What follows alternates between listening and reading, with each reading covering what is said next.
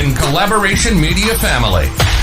Adjust your viewing device. Turn the volume up high so the neighbors can get this fire. Tell a friend to tell a friend. It's time for the show. Authentic, inspiring, changing the culture, and normalizing kindness. The revolution is now. With your neighborhood counterculturist, it's the Counterculture Show. Please welcome. With your host, Al the Great. What is up, good people? What is up? Thank you for joining me. This is a special episode of the Counterculture Show because of, Counterculture Week. So my name is Al the Great, of course, bringing you all the fire without the smoke. And this week's show is part of Counterculture Week. Like I said, Counterculture Week is to bring awareness about our current culture of mainstream shame and cruelty, and identifying counterculture solutions to eradicate inhumanity and normalize kindness. With the theme of Kwanzaa, with the theme of Kwanzaa 365, and humanity is defined by our ability to show kindness. So our goal with Counterculture Week is to, stop it before we become humans without humanity. So today's show is about, the principle, one of the principles of Kwanzaa, Ujima. Ujima. So thank you all for joining me. And if you are hearing the sound of my voice, you are hearing this beautiful Southern twang, make sure you go ahead and share. And let me know how you're doing. I appreciate everyone who has been tuning in, the rest of the week. Counterculture Week, this is our first one, and it has really, really been just a treat. And I appreciate everyone who is a part of United Front Worldwide, the organization, the initiative, who helped plan this, who, helped get all this together. I'm really appreciative.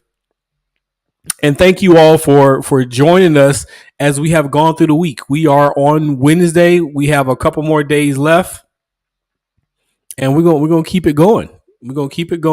So if you have not gotten your tickets for the Counterculture Fashion Show, go ahead and do that today while we still have some available, because you don't want to miss the Counterculture Fashion Show. This is, I want to say, our fourth or fifth show, so we are really excited about it.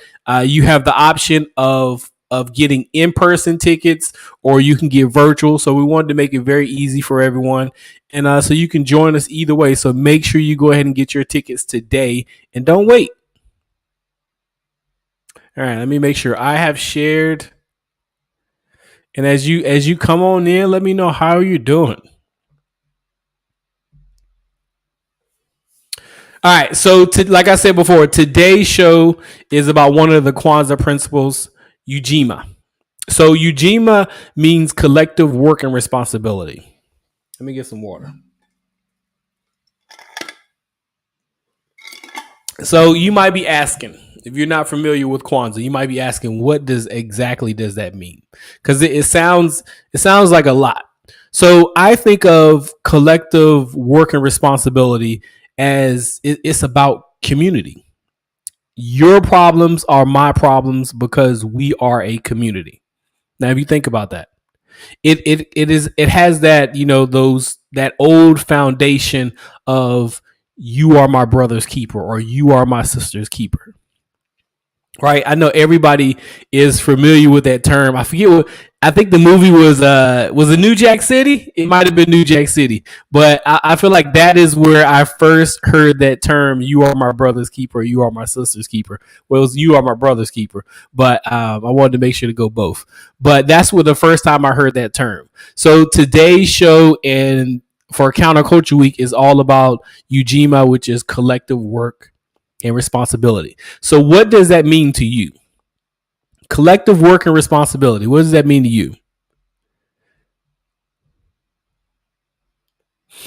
So as we have these counterculture conversations, we've been talking about we've been really focusing on 2 points. One of them is, what is our negative conditioning related to whatever that excuse me, whatever that theme is of the week. What is our negative conditioning? What is our negative conditioning related to collective work and responsibility? I will tell you, and as as we're talking about, let me know, what do you think? What has been our negative conditioning related to collective work and responsibility? When I think about that, I think, right now in our culture, division is just more popular. Whether you're talking about in politics, whether you're talking about, religion, whatever it is, on the news, division is something that is like right in front of your face. And it's just, I know drama on the news definitely is it brings about, more viewership, but that is all that we see. That is typically what we see, is division, division, division. So it's hard to think about that idea of collective work and responsibility, or that you are my brother's keeper and your problems are my problems, right? It makes it really hard to even factor that. And when we think about the idea of collective work and responsibility, a lot of times the way that is used is that if we don't care about each other's problems until we want to, especially in America, until we get to the point that we want to control someone else's decisions. And I'm sure that everyone could, think of plenty of examples about that. But that is when we think about, collective work and responsibility. Your problems are your problems until I decide that I want to control what you do. Right? So then when we get to that point, it's laws, or it's other things to try to control that behavior. And then, when you see someone and they have those problems, because remember, like in our culture, it's your problems are your problems are your problems. But it's one point that, people, we try to control it. And then this other point that people use shame and cruelty. And, if you follow me, if you follow the show, we are all about countering that culture of shame and cruelty. So we use shame and cruelty in this idea that you have problems and I'm going to point out that you have problems because it's going to make me feel better. Or, if I can be a little bit better than you, by your situation, if I can judge your situation a little harsher, that's just going to make my day a little better, or it's going to make me feel not so bad about my own situation, right? I know you guys know what I mean. I know we have experienced this on social media. We've experienced this in so many places. That this and it shouldn't be like this. We should have this mindset of community. But it's all about your problems are your problems. But what that does is, like, we are still one society. And one of the, and I don't even want to say blessings, but one of the things that has come out of COVID is that we have had this shared responsibility, but also we had this shared experience. We experience, and I'm not even talking about just in America, we experience, this shared trauma together as a country, as a world. So I think, you would think that we would have more, grace, or give each other more mercy, but I don't feel like that's what happened. Do you feel like, let me know, do you feel like that's what happened? Because it doesn't feel like that. And it's one of the reasons that made us start, Counterculture Week, and really kind of to talk about these things. And definitely, this being at the forefront, the topic we're talking about today for this Kwanzaa theme is collective work and responsibility. Like, as a world, we went through COVID. We had a responsibility as a community to keep each other safe, keep ourselves safe, and keep each other safe. But I think we have, in a lot of sense, we failed at that. I think COVID did cause us to do some things collectively. And I think this is one of the ways that this really showed up, that we really saw this in our everyday lives. The way that we're supposed to think about collective work and responsibility. Because if someone got sick, or if this happened or that happened, if you wanted you wanted some fast food, or you wanted to go to the barbershop, or these other things, like, you couldn't do some of these things. We had a little bit more empathy for other people's situation, because it also was affecting our situation. It stopped you from being able to do the everyday things that maybe you did on a regular basis. So I do think it made us kind of, have more grace and a little bit more empathy. Kinda. Maybe just a little bit. If nothing else, it made us feel, the problems that someone else had, because they also affected us. I'm telling you guys, COVID, brought a lot of uniqueness to our situation as a world, as a country, all the above, brought a lot of uniqueness to everything. And it really made me think about, a lot. Think about my circle, think about, how the things that I viewed important before, and maybe they weren't so important anymore, but it really made me really think about things a lot differently. Really did. Let me know, how did COVID give you some revelations, especially about this topic of collective work and responsibility?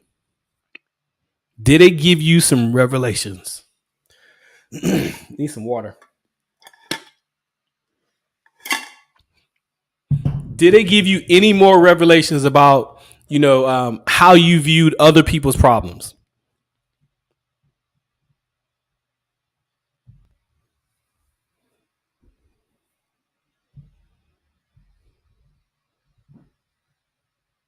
I think the way that, this is supposed to work, this whole, this Kwanzaa thing, the way that it's supposed to work is even the idea of using these principles of Kwanzaa 365. The reason that we did this, the reason, United Front Worldwide, the reason that we did this is, if we use these principles on a everyday basis, like, where would we be as a country? Where would we be as a society? Like, if you thought about collective work and responsibility, that your problems are my problems, like, how much different would things be? And I think that it should be easy that we think about things in this way, because, even though our culture does a great job of dividing us, because, this person has a different background, this person has, a different, culture, or whatever it is. Like, as human beings, we have these shared values. All of us want to feel safe.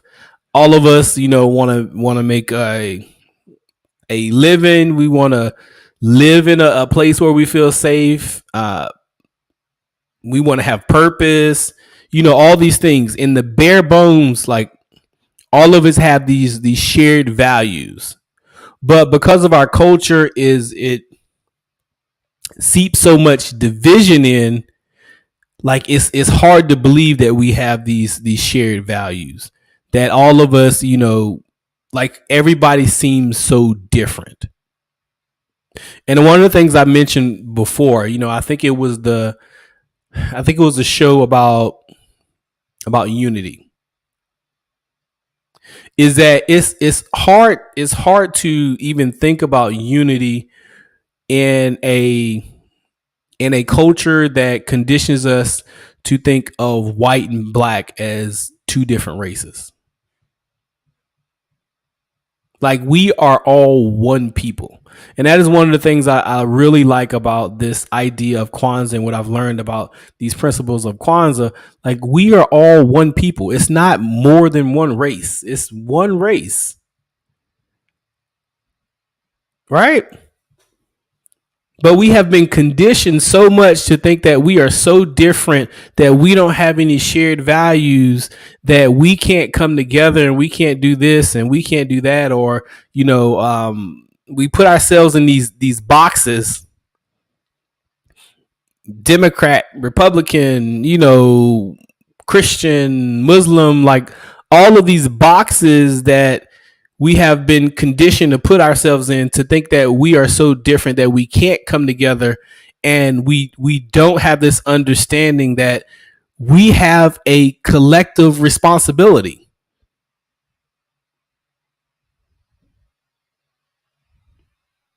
We have one collective responsibility as a human race. Yes, one race. It's hard to think of it though, right? We kind of think of like people are one group of people as aliens or something else. But the other thing, that when we get to this idea that this conditioning, that that there's a other, it conditions us to this point that, because this person is other, they don't belong in my group, they don't belong in, they're not a part of my culture, then you have this idea that, this morality is on like a sliding scale, that I can do this or I can do that to this person, or their values, they're savage, they don't have the same values as me, they're not like me. So it just makes it a lot harder to have this idea of collective work and responsibility, that your problems are my problems, and we are this, and it's really this globalized thinking that we are together in this. Like, we're not separate.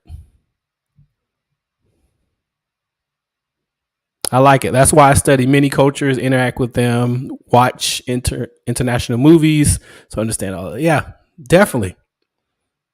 They did a study about Americans, and I think it was like over 70%. I think it was like maybe 80. Most Americans have not left their home state, or even like their city.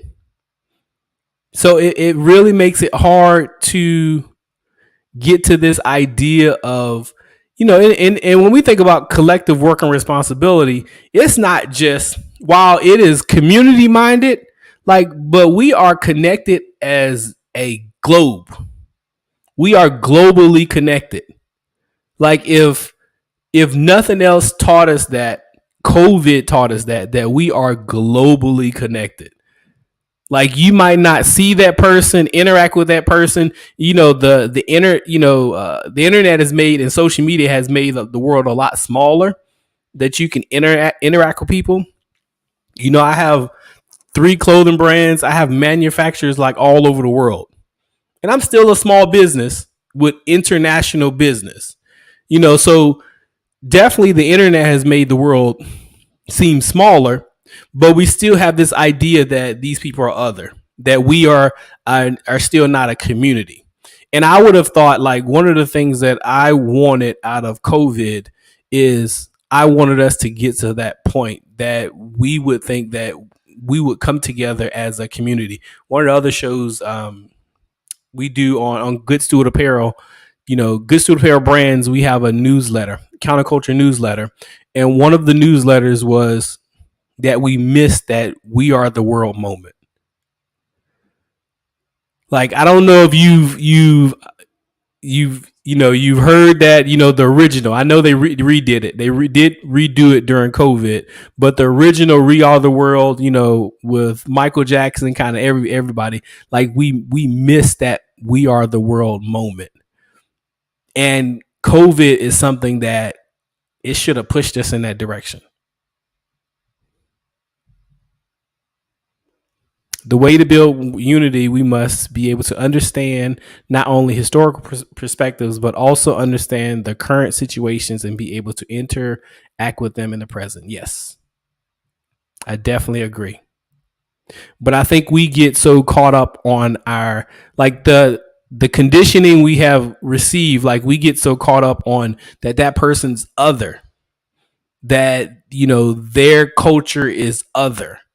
Like, even in our different cultures, we still have some shared values. You don't even have to speak the same language and still have some shared values. And I do think that is very important, that we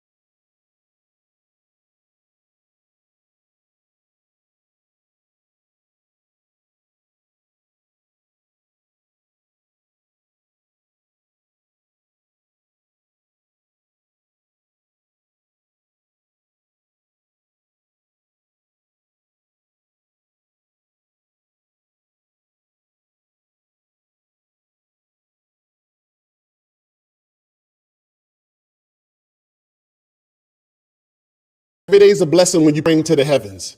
Can look in the black eyes and you recognize the essence of a rich tradition and long legacy. Can see the mirror image vividly. The wizardry of our lives is called divine chemistry, and ain't that enough? Some can see the difference and appreciate the magic.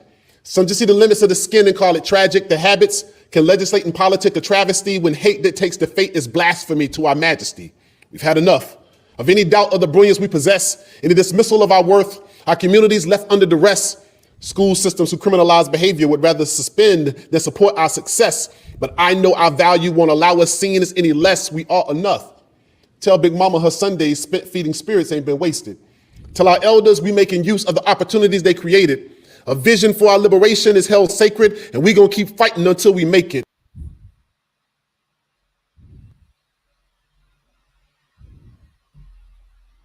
So he's a very dope artist. And just, like I said, that's the shorter version. I will release the longer version on United Front Worldwide. So just stay tuned for that. But, like, just, this is how United Front was birthed. Counterculture Week. Like, we are enough. We are enough to end all of this inhumanity that we're going through. Like, we are all affected by it. And even going back to collective work and responsibility. It is all of our responsibility to fight inhumanity. All of our responsibility. You may not feel that way, but eventually, the thing about humans, and the thing that amazes me about humans, like, this idea of good is very much on a sliding scale. When they were during slavery times, when they were lynching and cutting off body parts and raping and all these other things to, like, human beings, enslaved human beings, they still called themselves good. So when you can act inhumanity on one group, it doesn't just stop with that one group. It eventually, and it is innately in us for like survival to break down into smaller groups of people. Because it is a whole big world out there. So they broke down into smaller groups of people to survive. And unfortunately, our culture and people play on that, where we just use racism and kind of all these things. But what ends up happening is you have inhumanity that we allow with one group, and then it will eventually go to another group, to another group, to another group. It does not stop. It's like a virus. It will bleed unto the next culture, next one, until it can get to its smallest level of division, which is going to be one person. So that's a lot of division. So, just thinking about collective work and responsibility in that way, it is, with United Front Worldwide, with everything that we're doing, it is our responsibility to stop inhumanity. And one of the things I talked about at the top of the show is human beings are defined by our ability to show kindness. If you look in the dictionary, human beings are defined by our ability to show kindness. That is what separates us from other species, from animals. Even if you look at National Geographic, you see, you might see some videos of a lion, playing with a deer or playing with its prey. That happens very rarely, but even they show kindness to their enemy or to their prey every once in a while. So as human beings, as humanity, who we are not supposed to have enemies among each other, we kind of, pick them very, very easily. We are defined by our ability to show kindness. So one of the things we need to do, talking about some counterculture solutions to get to this place that we use collective work and responsibility to unite, to eradicate inhumanity and normalizing kindness, because that's what we're here for. So one of the things that we have to do is stop shaming others. One of the things that really helped me think about shame differently. If you have not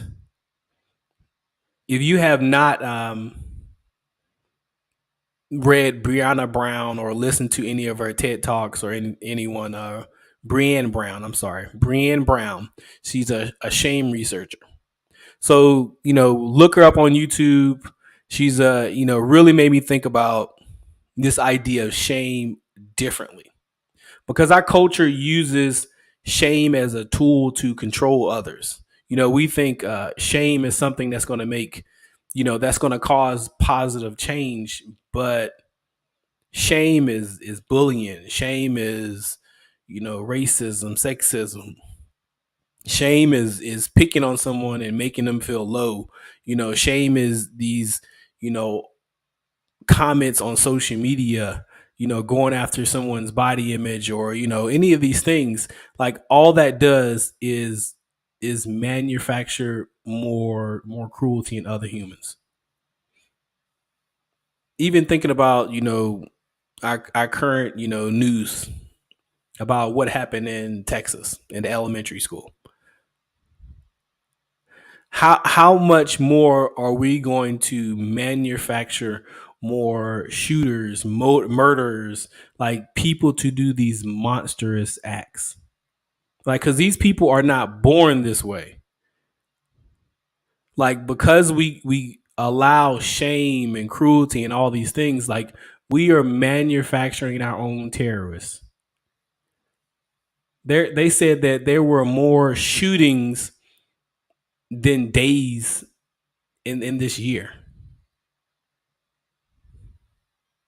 Like, by a lot. So one of those counterculture solutions that we're talking about to use collective work and responsibility is to stop shaming others. You see someone, they have a problem. The whole idea of collective work and responsibility is that your problem is my problem. We are connected as a society, as a culture. Your problem is my problem. So when you do encounter that person that has that problem, maybe they are on some type of government assistance, or they need some help, or whatever it is, like, don't shame them. Because we are connected, change that perspective that we are connected as a society, right? The other thing is, look and treat others with grace, and don't judge people by their worst moments. So often, we see someone panhandling. We see someone who has maybe gotten out of prison. We see someone who is on drugs or anything else, and we judge that person by their worst moments. And like, they don't have the opportunity to be able to come back from that, because everyone has purpose. When you come into this world, and it doesn't, I know often in America we like to think that purpose is this world changing thing, but purpose could be just offering some kindness. Like, it doesn't have to be something world changing that you got to address the nation. You got to be president. Like, purpose is community. So if we look at every person as first as a human being, for one thing, and understand that person has purpose, no matter what the state that you found them in at that moment, whether it be with a needle in their arm, on the corner, beating up their girlfriend, whatever it is, like, believe that person still has purpose, that God can still use them. And I know it takes a lot. I mean, it really takes a lot to switch off that conditioning. Like, it does. It is a constant thing. It does take some work to change that conditioning of that person being other. But in order to get to this real place of collective work and responsibility, and be able to unite and eradicate inhumanity and normalize kindness, like, we got to do some counter conditioning. We got to do some counter conditioning. And one of the things that this whole week has been about is first bringing the awareness to our negative conditioning, and then talking about solutions, which each topic.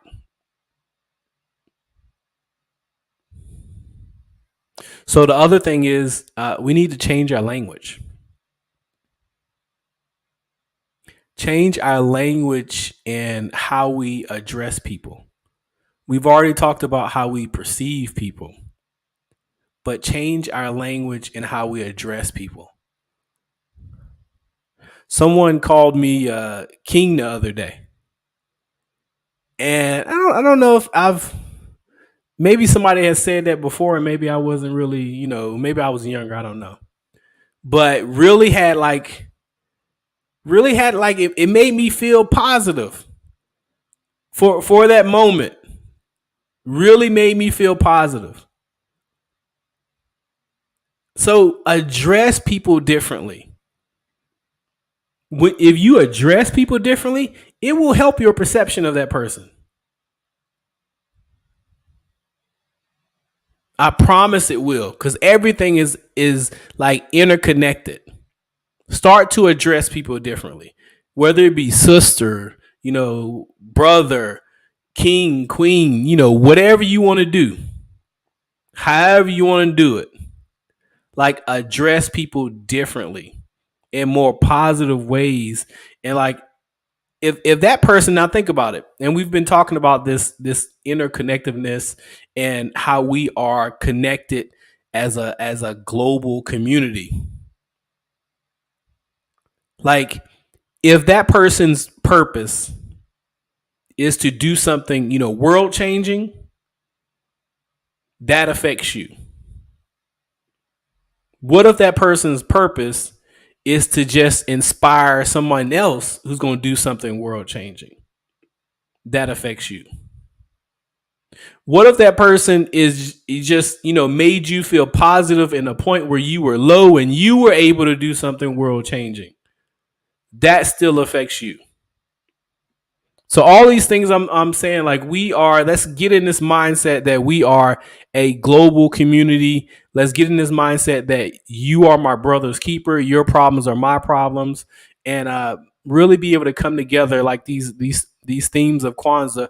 Really be able to come together and eradicate inhumanity and normalize kindness.